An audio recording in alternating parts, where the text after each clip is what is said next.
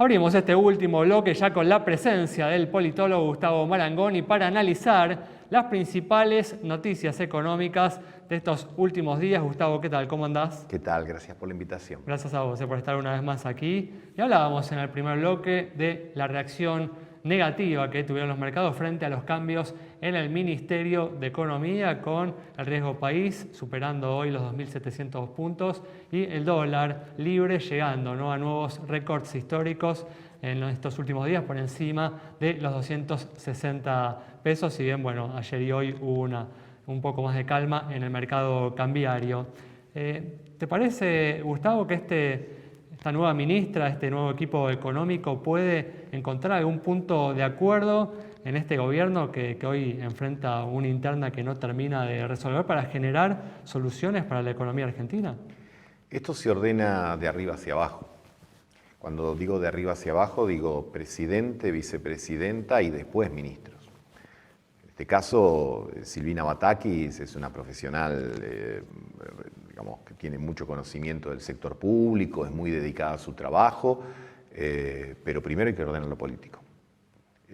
Obviamente que la bienvenida de los mercados no podía ser otra que la que fue la del lunes, la del martes, la de hoy, porque el sábado y el domingo tuvimos escenas de esperando la carroza, cuando acá lo que se necesita es la precisión de Dr. House. El gobierno está en medio de una corrida cambiaria. Que baje unos pesos, sube unos pesos, etcétera, no hace la diferencia. Vos lo sabés muy bien. Entonces, son esos momentos históricos donde los gobiernos están exigidos porque tienen que lograr algo que es muy difícil aún lograrlo en épocas normales, que es combinar velocidad con precisión. En general, cuando somos muy veloces, somos poco precisos. Cuando somos muy precisos, somos poco veloces. Acá hay que lograr las dos cosas. Además, lo interesante es que justamente en este caso, como lo demostró luego la reacción de los mercados, no hubo ninguna de las dos cosas, ¿no? No hubo ni precisión ni velocidad, ¿no? Ya han pasado 3 días y todavía no tenemos ningún indicio de si realmente, bueno, hubo alguna afirmación ligera, ¿no?, de la nueva ministra respecto a que se van a mantener los lineamientos del programa económico de Martín Guzmán, pero la verdad que no hay una convicción de que eso va a ser así, de un programa económico además que era rechazado por la vicepresidenta Cristina Fernández de Kirchner. Entonces hay una completa confusión, ¿no?, respecto a cuál va a ser la dirección en la que se va a continuar, ¿no? Todavía bueno, uno sigue los temas muchas veces, obviamente por la información que nos brindan ustedes los periodistas, en virtud de los soft, de los diálogos que tienen con los funcionarios.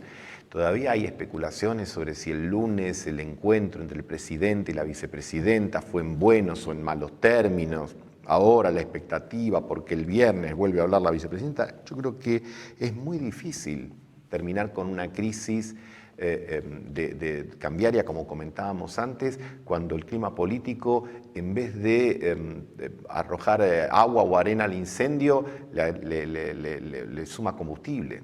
Entonces, volvemos a marcar que la raíz de todo esto está en que hay un gobierno que, como cualquier gobierno del mundo, tiene en primer lugar una obligación, que es tomar decisiones. Después hay gente que con esas decisiones está de acuerdo, hay gente que está en desacuerdo, y eso es lo más normal del mundo. Lo que no es normal es que cuando un gobierno toma decisiones, otra parte del gobierno impugne, critique o se oponga a las decisiones del propio oficialismo, porque para oponerse, la lógica indica que está la oposición, y para apoyar, el sentido común señala que está el oficialismo. Bueno, acá ni la lógica ni el sentido común parecen estar funcionando bien.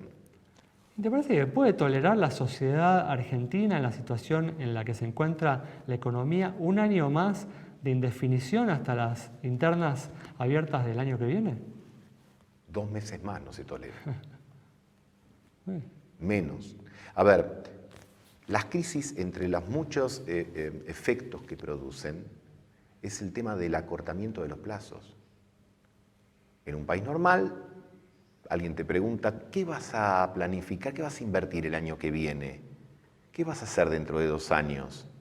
Acá la pregunta es, ¿qué vas a hacer dentro de 2 o 3 meses cuando estamos más o menos bien? 2 o 3 semanas cuando estamos nerviosos.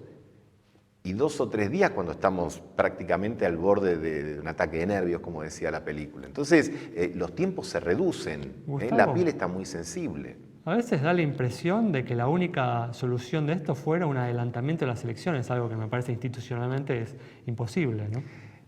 Yo particularmente, y obviamente acá ya entramos en una etapa muy subjetiva, siempre trato de no contemplar esas posibilidades, porque en realidad eso contribuye con más incertidumbre. Me parece que... da la impresión de que la sociedad ya tiene que dar su veredicto de cuál es la dirección y el rumbo que se quiere tomar, ¿no? Lo que sucede es que también los tiempos preelectorales en situaciones así suman a lo mejor más estrés. Entonces yo diría que dentro de los plazos institucionales el gobierno tiene que trabajar con profesionalismo. Mira, cuando uno tiene un problema médico, va a un profesional de la salud. Si tenés un problema del orden jurídico, vas a un abogado. Bueno, recurrís a los políticos que son profesionales del poder, que dedican su vida a tomar los conflictos, procesarlos y devolver respuestas, soluciones, etcétera, que como decíamos antes, no tienen nunca la capacidad de satisfacer a todos, pero por lo menos son decisiones. Bueno, es decir, lo que yo creo que no puede continuar es este juego en el cual hay una vicepresidenta que digamos, se ha reservado el poder de veto, y como se reserva el poder de veto, en última instancia nunca toma la responsabilidad sobre los actos. Entonces, en este caso, hay una nueva titular del Palacio de Hacienda, y si las cosas funcionan, dirá, bueno, yo le di mi beneplácito, y si no funcionan, yo no la elegí. Entonces, creo que esta es la dinámica en la que nos encontramos encerrados desde hace mucho tiempo, pero bueno, ya me parece que es muy difícil que la propia vicepresidenta se desentienda de los resultados de este gobierno en tanto y en cuanto no solo fue ella la que propuso originalmente a Alberto Fernández como candidato a presidente, sino que también las personas más irritantes del gabinete para el kirchnerismo ya no están.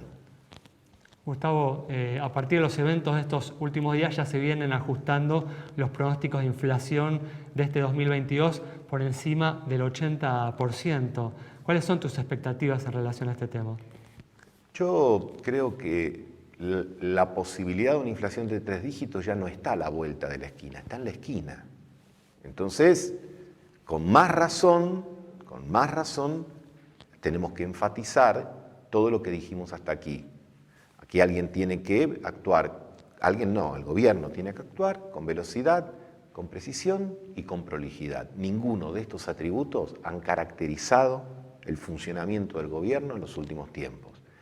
Ya la mecha es muy corta, entonces para evitar un escenario que nadie quiere, que es la espiralización de la situación cambiaria, de la situación inflacionaria, con todas las consecuencias que eso tiene en materia del impacto en lo social, en los niveles de pobreza, de los cuales después todos se desgarran las vestiduras de los pobres, etc. Me parece que zapatero a tus zapatos, los que tienen que decidir, que tomen las decisiones y, en todo caso, en espacios y momentos más reservados, tamicen las diferencias, pero que no le transmitan inquietud y zozobra a la opinión pública por medio de las cadenas, por las redes sociales, por las televisiones, por los actos, porque evidentemente está más que probado, no es el camino, los resultados están a la vista.